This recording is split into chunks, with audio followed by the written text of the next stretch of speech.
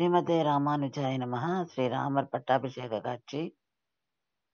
ஸ்ரீராமரும் சீதா பிராட்டியும் அமர்ந்திருக்கும் காட்சி இது.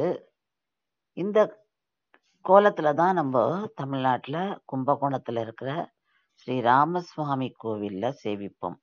அதாவது மூல சன்னதியிலேயே ஸ்ரீராமனும் சீதா பிராட்டியும் அமர்ந்த கோலத்திலும் அவர்களோட லக்ஷ்மணன், பரதன், சத்ருகுணன் நின்ற கோலத்திலையும் அவ பெருமாளுக்கும் தாயாருக்கும் சேவை பண்ற மாதிரியும், ஸ்ரீராமரோட காலடியில ஸ்ரீ ஆஞ்சநேயரும் விழ வச்சுட்டு அவர் உட்காண்டிருப்பார். கீழே ஒரு புக்கையும் வச்சுருப்பார்.